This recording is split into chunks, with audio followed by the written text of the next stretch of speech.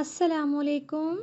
मेरी बीवी एक डॉक्टर थी और दूर दूर से लोग मेरी बीवी से केस करवाने आते क्योंकि उसके हाथ से सिर्फ लड़का ही पैदा होता और वो मुंह मांगी कीमत वसूल करती। कभी कभी मैं बहुत हैरान होता। एक दिन नर्स का लिबास पहन के मास्क लगाकर कमरे में गया तो मेरे पांव तले से जमीन निकल गई। वहां तो मेरी बीवी से कोई भी औरत बच्चे का केस करवाती तो उसके यहाँ बेटा ही पैदा होता। बहुत कम वक्त में वो इतनी ज्यादा मशहूर हो गई थी कि वो एक एक केस के लाखों रुपए लेती। दूर दूर से लोग मेरी बीवी के लिए आते क्योंकि वो उसी के हाथों से केस करवाना चाहते थे। मैं कभी कभी बहुत हैरान होता कि ये कैसे मुमकिन था भला। लेकिन फिर एक दिन मैं ये जान गया कि मेरी बीवी एक डॉक्टर थी और वो एक छोटे से क्लिनिक पर मरीजों को देखती थी और वहीं उनके केस भी करती थी। उसके क्लिनिक पर औरतों का रश लगा हुआ रहता था। हर औरत की ये ख्वाहिश होती कि उसका केस मेरी बीवी के हाथों हो ताकि वो एक बेटे को जन्म दे सके। मेरी बीवी ने इस बात का बहुत ज्यादा फायदा उठाना शुरू कर दिया था और अब वो एक एक केस के लाख रुपए लेती थी। मुझे समझ नहीं आता था कि ये कैसे मुमकिन है कि जब भी कोई औरत बच्चे के लिए केस करवाती तो उसका लड़का ही पैदा होता, जबकि ये तो अल्लाह की देन है। मैं इस राज पर से पर्दा उठाने के लिए नर्स का लिबास पहनकर और मास्क लगाकर अपनी बीवी के पीछे पीछे उस कमरे में गया जहां वो औरतों का केस करती थी और ये देखकर मेरे पैरों तले जमीन निकल गई कि वहां तो मैं और मेरी बीवी बे औलाद थे। मेरी बीवी बेटे पैदा करवाने वाली डॉक्टर के नाम से मशहूर हो गई थी, लेकिन कैसे ये बात लर्जा देने वाली थी। मेरी बीवी को क्लिनिक खोलकर तकरीबन 5 साल का अरसा होने वाला था। मेरी बीवी को क्लिनिक खोलकर तकरीबन 5 साल का अरसा होने वाला था। शुरुआत में तो लड़की और लड़कियां दोनों ही पैदा होते थे, लेकिन फिर अचानक से ऐसा हुआ कि एक साथ लड़कों की पैदाइश का अमल शुरू हो गया। मेरी बीवी जब भी केस करती लड़का ही पैदा होता। इस बात को लेकर आहिस्ता आहिस्ता वो बहुत मशहूर होती चली गई। मैं अक्सर ही अपनी बीवी रिदा से पूछता कि ये कैसे मुमकिन है कि तुम्हारे हाथ से जिस भी औरत का केस हो उसे लड़का ही पैदा हो। मुझे भी बताओ, तुम ऐसा क्या अमल करती हो कि लड़का ही पैदा होता है, लड़की नहीं। तो मेरी बीवी रिदा ने मुझे कहा कि मुझे खुद भी मालूम नहीं कि ये कैसे होता है, शायद मैं लोगों को आसानियां देने के लिए हूँ। मुझे उसकी ये बात कभी समझ न आई, लेकिन जो भी था सभी उसके काम से खुश थे। हम कुछ ही सालों में लखपति बन गए थे। मैं और मेरी बीवी वर्ल्ड टूर भी कर आए थे। हमने अपना जाती बंगला भी खरीद लिया था। हमारे पास बड़ी गाड़ी भी आ गई थी। हमारे हालात पूरी तरह बदल चुके थे। मैं अपनी बीवी की कामयाबी पर बहुत खुश था। मेरी बीवी रिदा पूरा पूरा दिन मरीजों को देखती। लोग दूर दूर से उसके पास आया करते थे। वह सबको ही कहती कि बेटा पैदा होगा और बेटा ही पैदा होता था। और बहुत से लोग तो बेटे की पैदाइश के बाद तोहफा के तौर पर भी मेरी बीवी को महंगी महंगी चीजें देकर कर जाते। वो बहुत कम अरसे में ही बहुत ज्यादा मशहूर हो चुकी थी। ज्यादातर वो औरतें रिदा के पास आती जिनके पहले से 3 या 4 बेटियां होती और अब उन्हें बेटे की ख्वाहिश होती। रिदा उनकी ये ख्वाहिश पूरी कर देती और बदले में वो रिदा के कदमों में ढेरों चीजें डाल जाते। जो औरत एक दफा मेरी बीवी के पास केस करवाने के लिए आती वो अपने खानदान की बाकी औरतों को भी मेरी बीवी के पास ही भेजती। इस तरह और तेजी से रिदा की मशहूरी बढ़ती चली गई। मैं जहां अपनी बीवी की कामयाबी पर बहुत खुश था, वहीं मुझे इस बात पर बहुत हैरानी भी थी कि ये कैसे मुमकिन था कि हर औरत के यहाँ सिर्फ बच्चा पैदा हो। कुछ अरसे से मेरी बीवी की क्लिनिक में कोई लड़की पैदा नहीं हुई थी, जबकि ये बात तो खिलाफे कुदरत थी। मेरे अंदर एक अजीब सी बेचैनी पैदा हो गई थी। मुझे इस बात का यकीन नहीं आता था कि ये सब अमल कुदरती अमल है। इसलिए मैंने सच जानने के लिए एक रास्ता इख्तियार किया। मुझे अब इस राज को जानना था कि ये कैसे हो सकता है। शायद मेरी बीवी कोई जादू या कोई अमल करती है। मुझे बस इतनी ही बात समझ आ रही थी, लेकिन मैं नहीं जानता था कि सच्चाई इससे कहीं ज्यादा बड़ी और भयानक है। जब मैं इस सच तक पहुंचा तो मेरे लिए जैसे सांस लेना भी दूभर हो गया। मेरी बीवी रिदा सिर्फ एक नर्स के साथ मिलकर औरतों का केस करती थी। एक दिन मेरी बीवी के मोबाइल पर उसी नर्स का फोन आ रहा था। मेरी बीवी नहाने के लिए गई हुई थी। मैंने उस नर्स का फोन उठा लिया। मेरी बीवी की नर्स ने मुझे बताया कि उसकी माँ बहुत बीमार है और वो आज किसी भी सूरत क्लिनिक नहीं आ सकती है। मैंने उससे कहा कि ठीक है, तुम छुट्टी कर लो, मैं रिदा को बता दूंगा। वो मेरी बात सुनकर मुतमईन हो गई। मैंने रिदा के वॉशरूम में से निकलने से पहले ही उसके मोबाइल से लास्ट फोन कॉल का रिकॉर्ड डिलीट कर दिया और फोन वापस रखकर सुकून से लेट गया। मेरा रिदा को कुछ भी बताने का कोई इरादा नहीं था। क्लिनिक और घर साथ साथ ही थे। रिदा तैयार होकर क्लिनिक चली गई। मैंने भी रिदा के पीछे पीछे क्लिनिक का रास्ता इख्तियार किया और नर्स के कमरे में जाकर उसका कोट और कपड़े पहन लिए जो वो क्लिनिक में पहन कर रखती थी। मेरी बीवी रिदा के क्लिनिक में काम करने वाली नर्स काफी लंबी चौड़ी थी, इसलिए मुझे जरा भी मुश्किल नहीं हुई। मैंने नर्स की तरह सर पर एक कैप चढ़ाया और चेहरे को मास्क से ढक लिया। अब मैं पूरी तरह तैयार था। बस कुछ ही देर में मैं जान लेता कि कैसे मेरी बीवी के हाथों सिर्फ लड़कों की पैदाइश हो रही थी। मेरी बीवी रिदा ने तेजी से केस करने वाले कमरे की तरफ जाते हुए मुझे आने का इशारा किया। मैं समझ गया था कि कोई डिलीवरी का केस आ गया है। मेरी बीवी रिदा ने मुझे गौर से नहीं देखा था। वो शायद जल्दी में थी। मैं भी उसके पीछे तेज तेज कदम उठाता अंदर कमरे में दाखिल हो गया। एक औरत अंदर स्ट्रेचर पर लेटी दर्द से तड़प रही थी। रिदा ने उसे तसल्ली दी कि बहुत जल्द ही वो एक बेटे की मां बन जाएगी। ये सुनकर वो औरत शदीद दर्द के बावजूद भी मुस्कुरा उठी। मैं उस कमरे में पहली दफा ही आया था। ये एक बड़ा सा कमरा था जिसमें 3 दरवाजे भी थे। एक दरवाजे से हम अंदर आए थे। कमरे के एक कोने पर बच्चे का पालना जैसे लगा हुआ था और बच्चे की सफाई सुथराई का इंतजाम था। शायद कि बच्चा पैदा होने के बाद उसे नहलाकर कपड़े पहनाए जाते थे। मैं परेशान सा पीछे खड़ा था। सच जानने के चक्कर में मैंने बहुत बड़ा रिस्क ले लिया था। अगर केस करते वक्त मेरी बीवी मुझे कुछ काम कहती या उसे मेरी जरूरत होती तो मैं क्या करता। लेकिन अब पानी सर से ऊपर जा चुका था। वो औरत दर्द से तड़प रही थी और किसी भी वक्त उसके पास बच्चे की पैदाइश हो सकती थी। अभी मैं पीछे ही खड़ा था कि ये देखकर मेरे कदमों तले जमीन निकल गई कि वहां तो मेरी बीवी जान गई थी कि नर्स के रूप में मैं मौजूद हूँ। लेकिन वो उस वक्त कुछ भी ना बोली। उसने औरत को बेटे की पैदाइश पर मुबारकबाद दी और मेरा हाथ पकड़कर कमरे से बाहर ले आई। अब हम दोनों नर्स वाले कमरे में मौजूद थे। उसने गुस्से में मेरे मुंह से मास्क खींचा और दबी दबी आवाज में गुर्राते हुए बोली कि तुम यहाँ क्या कर रहे हो और यहाँ क्यों आए हो? मेरी नर्स फिजा कहाँ है? उसकी बात सुनकर और उसका गुस्सा देखकर मुझे शदीद गुस्सा आया और मैंने उसे पकड़कर जोर से झंझोड़ा। मैंने उसे कहा कि तुम किसी औरत और उसकी बेटी के साथ ऐसा कैसे कर सकती हो? तुम्हें जरा शर्म नहीं आई? तो मेरी बीवी रिदा ने उल्टा मुझे ही धक्का दे दिया और गुस्से में बोली कि तुम्हें मेरे काम से क्या लेना देना? तुम्हें तो हर तरह का ऐश में असर है, किसी चीज की कोई कमी नहीं है। तुम अपने काम से काम रखो और मेरे मामलात में ना पड़ो। आज मैं जो भी कर रही हूँ उसकी वजह तुम हो। मैंने ये सब इसलिए किया क्योंकि तुमने मेरे साथ। वो रोने लगी थी। मैंने रिदा से कहा कि मैं तुम्हारे मामले में क्यों ना बोलूं? क्या तुम्हारे दिल में खौफे खुदा नहीं है? तुम किसी भी माँ के साथ ऐसा कैसे कर सकती हो और इल्जाम मुझे दे रही हो? क्या मैंने तुमसे कहा था ये सब करने को?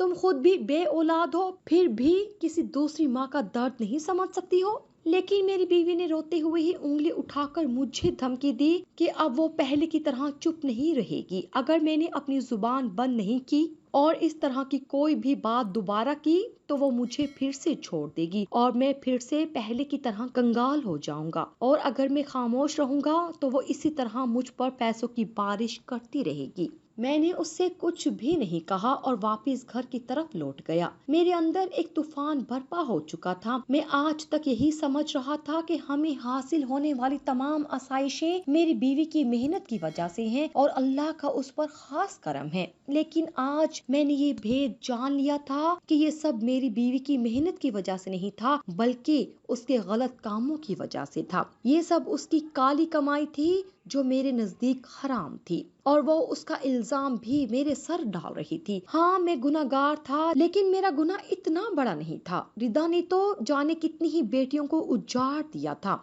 वो मेरा बदला उन मासूम बच्चियों से ले रही थी जो उसके क्लिनिक में जन्म ले रही थी।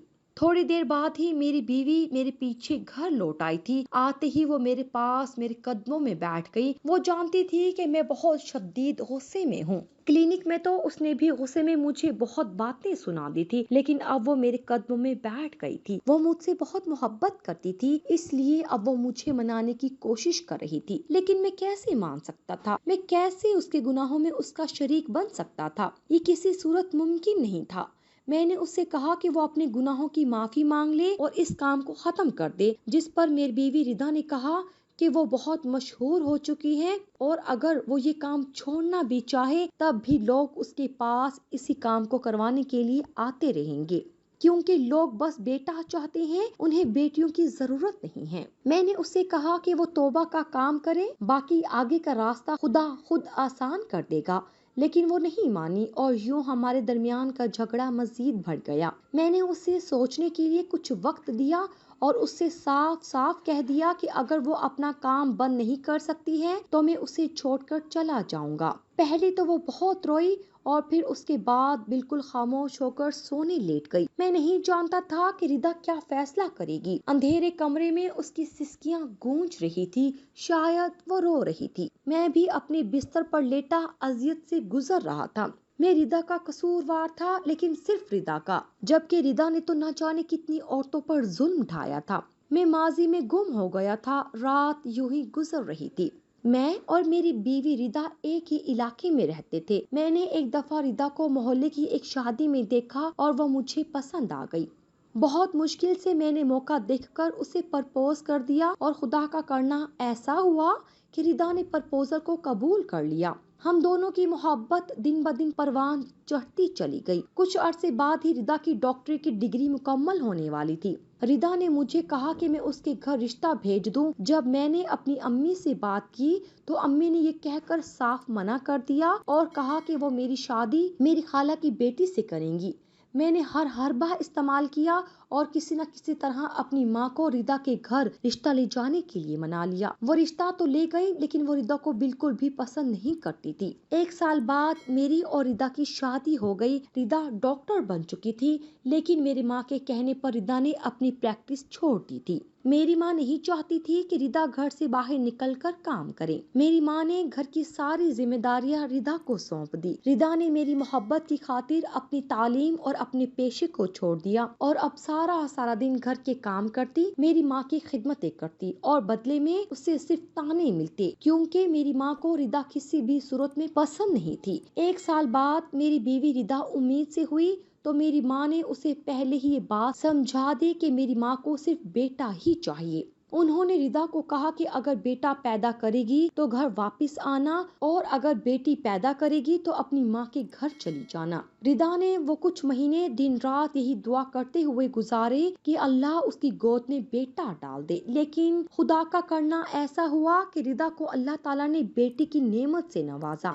मेरी माँ ने रिदा को बहुत जलील किया और वापस उसके मैके भेज दिया। रिदा बहुत रोई, वो मेरी माँ के कदमों में गिर गई, लेकिन मेरी माँ को उस पर बिल्कुल रहम न आया। मैंने रिदा के हक में आवाज उठाई तो मेरी माँ ने मुझे धमकी दी कि वो अपनी जान ले लेगी। मैं जब भी रिदा की हमायत में कुछ कहने लगता, मेरी माँ छुरी हाथ में उठा लेती और कहती कि अगर मैंने रिदा के लिए एक लफ्ज भी कहा तो वो अपना हाथ काट लेगी। मैंने वक्ती तौर पर खामोश रहने में आफियत जानी, लेकिन इस कुछ वक्त में ही मेरी बेटी का इंतकाल हो गया। जब ये बात मुझे पता चली तो मैं रिदा के पास भागा, लेकिन बहुत देर हो चुकी थी। मेरी बीवी की हालत पागलों जैसी हो गई। जब मैं उसे वापस लेने के लिए गया तो मुझ पर यह सुनकर कयामत आ गई कि रिदा मुझसे तलाक चाहती थी।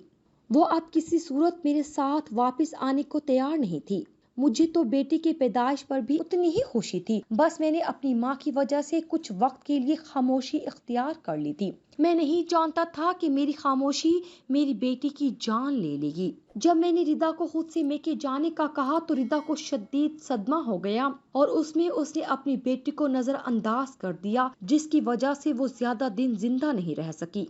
मैंने जैसे तैसे रिदा को मनाया और घर ले आया। मैंने उसे अलग घर लेकर दिया और अपनी माँ से दूर रखा, लेकिन उसके बाद वो सिर्फ एक ही बात करती रहती कि बेटी नहीं होनी चाहिए, बेटा होना चाहिए। जहनी तौर पर रिदा बहुत दबाव का शिकार हो चुकी थी। इसी तरह दिन गुजरते गए और मैंने रिदा को वापस क्लिनिक खोल कर दे दिया। कुछ दिन तो काम करने से रिदा का दिल बहल गया, लेकिन हर आए दिन कोई ना कोई औरत इस बात पर रो रही होती कि उसकी बेटी होगी तो उसे घर से निकाल दिया जाएगा या उसकी बेटी को मार दिया जाएगा। और फिर खुदा का करना ऐसा हुआ कि इत्तेफाक से मेरी बीवी रिदा के क्लिनिक में सिर्फ और सिर्फ बेटों की पैदाइश होने लगी। इस इत्तेफाक ने रिदा को मशहूर कर दिया और रिदा ने इसी बात का फायदा उठाया और अब वो एक एक केस के लाखों रुपए लेती। जब एक दिन इसी राज को जानने के लिए मैंने नर्स के कपड़े पहनकर मास्क लगाकर डिलीवरी रूम में कदम रखा तो वहां जाकर जो मैंने देखा तो मेरी पैरों तले जमीन निकल गई, क्योंकि केस शुरू करने से पहले ही कमरे में मौजूद एक दूसरा दरवाजा खुला था और वहां से एक लड़के ने चुपके से आकर मेरे हाथ में एक बच्चा दे दिया। मेरे हाथ कांप रहे थे। तो क्या इस तरह रिदा के क्लिनिक में बेटों की पैदाइश होती थी? जैसे ही रिदा ने देखा कि बच्चा आ गया है, उसने औरत का केस कर दिया। उस औरत के पास बेटी पैदा हुई थी जिसे उस लड़के के हवाले कर दिया गया और जब औरत की हालत संभली तो औरत को ये दिखाया गया कि उसका बेटा हुआ है। वो लड़का बच्ची लेकर सेकंडों में ही गायब हो गया था। आगे उस बच्ची के साथ क्या होना था, मैं ये सोचकर ही लरस गया। यकीनन वो किसी गलत हाथों में जाने वाली थी। मेरी बीवी गैर कानूनी काम कर रही थी और इस तरह दूसरों के बच्चे बदलकर वो पैसे कमा रही थी। रिदा का असल मकसद पैसा कमाना नहीं था, वो जहनी दबाव का शिकार होकर इस काम में मुलव्विस हो गई थी। मैं नहीं जानता था कि वो लड़का कौन था और वो बच्चा कहाँ से लाया था और बच्ची को कहाँ ले गया था। जब मेरे बार बार पूछने पर रिदा ने मुझे सच बताया तो मैं हैरान रह गया कि ये कैसे मुमकिन है। मेरी बीवी रिदा ने मुझे बताया कि वो पूरे एक ग्रुप के साथ काम करती है। ये ग्रुप मुख्तलिफ जगहों पर काम करता है। कुछ बच्चे वो होते हैं जिन्हें माँ बाप छोड़कर चले जाते हैं, कुछ कचरे पर पाए जाते हैं। ये ग्रुप एक ऐसी जगह को जानता है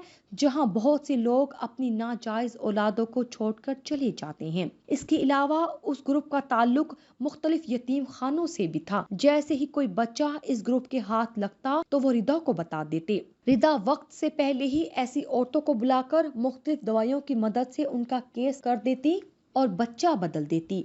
रिदा के जहन में ये बात बैठ गई थी कि वो इस तरह औरतों की मदद कर रही है, क्योंकि अगर बेटा ना हुआ तो घर से निकाल दिया जाता है।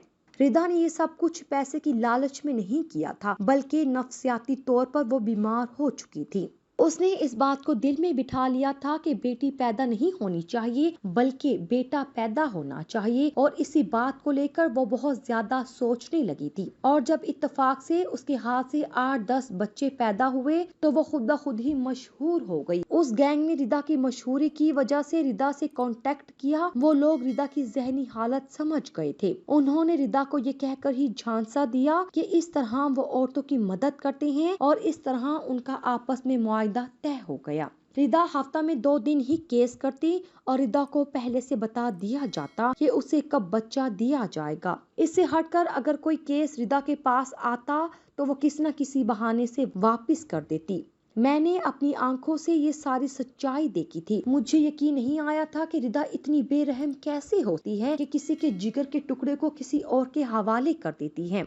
मैंने रिदा को सोचने के लिए जो वक्त दिया था वो पूरा होने वाला था। रिदा मेरे पास आई और मेरे कदमों में बैठकर बोली कि वो ऐसा कुछ नहीं चाहती थी, लेकिन अगर मेरे पास बेटा होता तो तुम्हारी माँ मुझे इस तरह घर से नहीं निकालती और इस गम में मैं अपने बच्चे को नजरअंदाज करके उससे हाथ ना धो बैठती। एक दिन जब मेरी क्लिनिक पर एक औरत आई तो वो ज़ारों की तार रोने लगी कि अगर इस दफा उसका बेटा ना हुआ तो उसका शौहर उसे तलाक दे देगा। मुझे उस पर बहुत रहम आया, क्योंकि मैं भी ऐसा ही वक्त गुजार चुकी थी। इसीलिए मैंने उस गैंग के साथ राब्ता किया जो बहुत अरसे से मेरे पीछे पड़ा हुआ था। वो हर बच्चा देने पर मुझसे 50,000 रुपए लेते और 50,000 रुपए मैं रख लेती। मुझे यकीन था कि ये बात किसी तरह बाहर नहीं जाएगी, क्योंकि मैं 10,000 रुपए अपनी नर्स फिजा को भी भरती थी। लेकिन आज तुम सारी हकीकत जान ही गए हो तो जान लो कि मुझे यहाँ तक पहुँचाने में तुम्हारे जैसे ही जाने कितने मर्दों का हाथ है, जो बेटे की लालच में बेटियों को पैदा होने से पहले ही मार देते हैं या फिर उनकी पैदाइश के बाद उन्हें जीते जी मार देते हैं। मैंने शर्मिंदा होकर नजरें झुका ली थी। रिदा ने मुझे कह दिया था कि वो अब ये काम नहीं करेगी, लेकिन वो मुझसे इस बात का वादा चाहती थी कि आइंदा फिर कोई मर्द बेटी की पैदाइश पर अपनी बीवी को उसके मैके नहीं भेजेगा। मैंने आंसू भरी आंखों से रिदा को देखा। ये वादा करना मेरे लिए मुमकिन नहीं था। रिदा भी ये बात जानती थी। उसने क्लिनिक बंद कर दिया था। लोग अब भी बेटों की पैदाइश की खातिर हमारे घर तक चले आते क्योंकि उन्हें बेटा चाहिए होता था। और रिदा हर दफा मुझ पर एक सर्द निगाह डालती, जैसे कह रही हो उसका काम गलत नहीं था, मुआशरा यही तो चाहता है।